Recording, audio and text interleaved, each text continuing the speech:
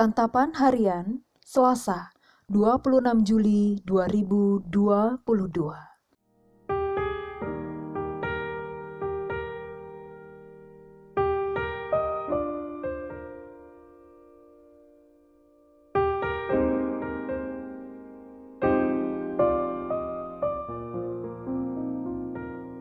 Inilah program Santapan Harian, sebuah program yang mengajak Anda menelusuri isi Alkitab agar Anda menemukan makna firman Tuhan sesuai dengan konteksnya. Santapan Harian tertuju bagi Anda yang ingin memiliki kehidupan rohani yang segar, kuat, dan sigap.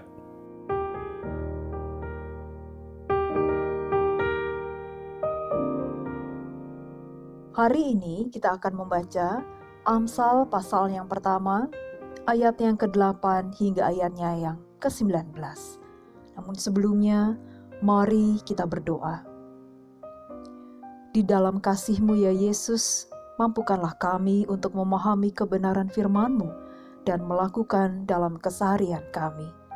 Di dalam Kristus Yesus yang memampukan kami. Amin. Amsal 1 ayat 8-19.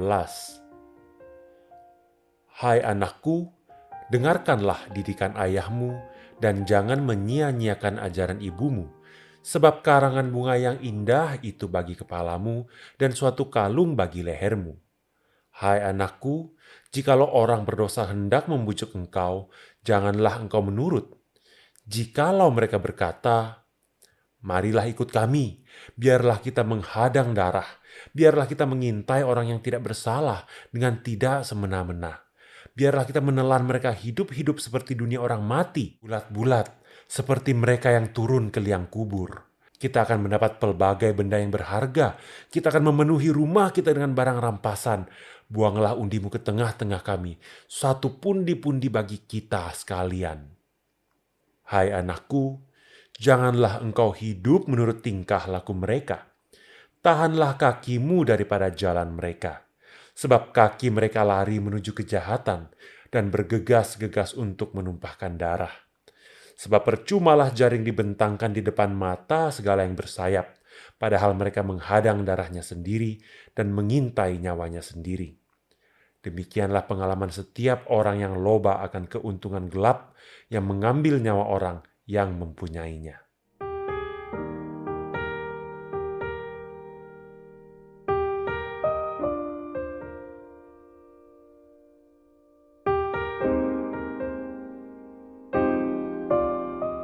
Sahabat Santapan Harian, hikmat dapat datang dari nasihat dan didikan orang tua yang mengasihi Tuhan. Sekalipun orang tua kita tidaklah sempurna, tetapi Tuhan dapat memakai mereka untuk mengingatkan kita agar hidup di jalan yang benar. Sebab itu, penting bagi kita untuk tidak mengabaikan nasihat orang tua, termasuk nasihat dalam memilih teman. Sebab kita perlu menyadari realitas bahwa tidak setiap pertemanan membawa kebaikan bagi diri kita. Pertemanan yang salah dapat menjerumuskan kita ke dalam dosa. Memang dosa yang mereka tawarkan akan selalu terlihat menarik, karena dosa itu sendiri menawarkan cara yang cepat untuk mendapatkan apa saja yang kita inginkan. Dosa juga selalu memanipulasi kita agar tidak merasa bersalah pada saat kita melihat banyak orang melakukan perbuatan dosa. Dengan demikian, ketika kita berusaha melawan arus dan hidup benar, kita akan terlihat aneh, bodoh, tidak populer, bahkan dikucilkan. Sadarilah bahwa dosa tidak pernah membawa kebaikan bagi kita. Sebaliknya, dosa membawa penderitaan dan kematian.